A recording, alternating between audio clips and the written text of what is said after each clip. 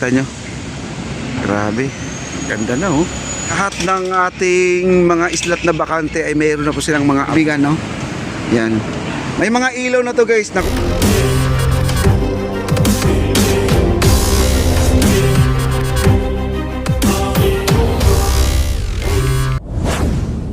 Ayan po ang ating mga lampo. Kompleto na po tayo. Ayan o. Wow.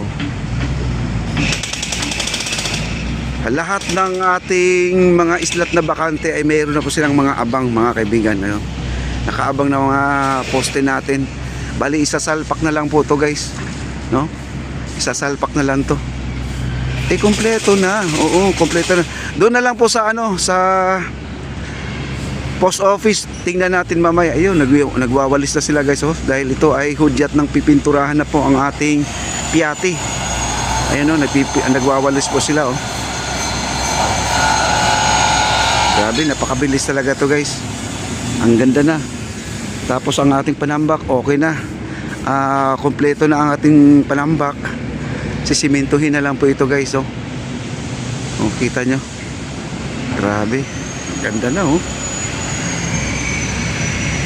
Ano na lang po, ilalagay na lang po sa ano, sa tungtungan niya. Itong ating mga lampos. Ano?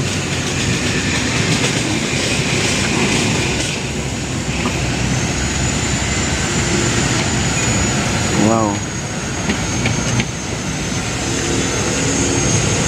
Grabe, ang ganda, oh. Pati ilog guys, nakikisabay sa ganda rin, oh. Wow. Ganda, oh. Kasi ito guys, nilampaso na kasi ito kagabi, no? Nag-overtime sila kagabi. Hindi na po natin sila kinover dahil wala na, antok na po talaga tayo. Hindi natin kaya. Ayan, no? Tanggalin na lang itong mga buha-buhangin dito. Ayan, no?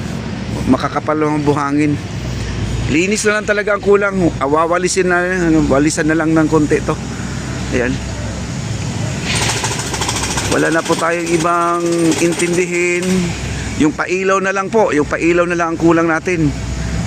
Ang wiring na lang po, ang ating electrician. Ayan po, puntahan po natin yung electrician. Ayan, o, nagkakabit pala siya guys. O, ayun ang ating electrician, o. Ayan.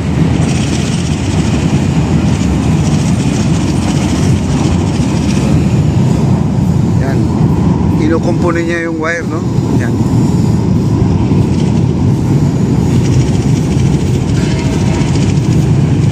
Ano sir, kompleto na ang poste natin, lamp post natin? Kulang pa. Kulang pa? Kunti na lang. Kunti na lang. Kailan na dumating yung lamp post natin? Ha? Kailan dumating? Hindi ko alam, sir. Pagdating ko dito, nandyan na, no? Ha? Nandyan na pagdating ko. Kompleto na, oh. Grabe. Ito yung ano, electrician natin. Bali, 4 sila na electrician dito. Sila po ang nagkukumpuni ng mga wire dito, mga kaibigan. Ano, ang lalaki ng mga wire, ang gamit nila, oh. Okay, dito tayo. Mamaya punta tayo dun sa ano, sa post office pala. Mamaya na tayo po tatawid guys, dahil napaka-alikabok talaga. Hindi pwede, mangangati po tayo sa ano ng semento guys. Tingnan nyo, oh. Grabe, oh. Grabe, alikabok. Hindi tayo makakatawid, oh. Pahupain muna natin yung alikabok, mga kaibigan. Tayo po ano guys, wag tayong mawawala ng pag-asa kasi may mga balita ngayon na mayroon daw na big one na darating. Wala pong imposible po sa ating mahal na Panginoon. Tayo po ay magdasal na magdasal at tigil-tigilan na po natin yung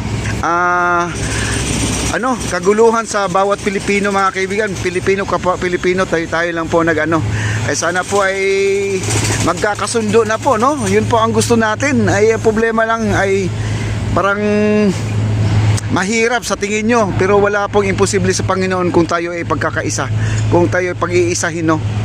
Ayan, kasi alam niyo naman ang nangyayari sa Mindanao, Cebu, mga kaibigan. Sana po ay sa Maynila meron daw dito, may signos o kung ano, meron pong nagsasabi. Pagdadasal po natin na sana po ay wala pong mangyayari, no? Ayan guys. Grabe, ganda no. Yan. Ito at naglalagay na sila ng drainage guys no. Butas to para maglalagay ng kanal dito. Ayan no. Ano yan? Drainage yan. Daanan ng tubig pag may semento na dito, magkakaroon ng tubig o malakas ang ulan. Dito po yan po lulusot ang tubig natin. Maraming butas yan guys. Bawat pagitan nito may mga butas na yan, binubutasan na po nila yan. Kaya di po tayo mamumblema pag ito ay umulan ng malakas. Hindi na po tayo maglulusong sa tubig baha mga kaibigan kasi okay na po ang drainage natin. Ayan, balikan po natin dito guys. Mamaya na tayo pupunta sa post office. Ayan. Grabe, ang ganda guys. Punta na po tayo doon sa dulo. Sa dulo na lang tayo pupunta. Para naman ay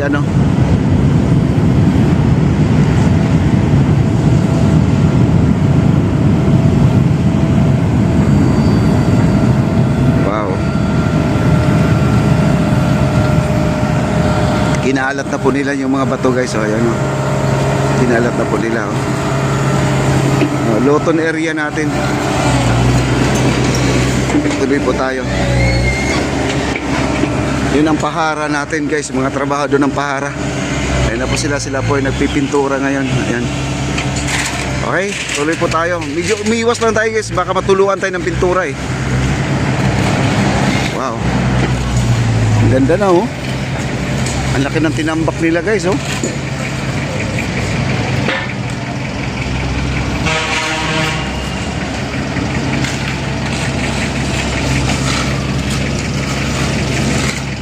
Grabe.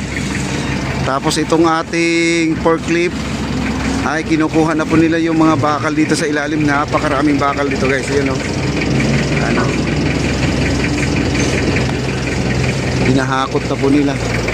At sinasampa na po nila dito. Kasi dadalhin po nila doon sa dulo to. Sa dulo.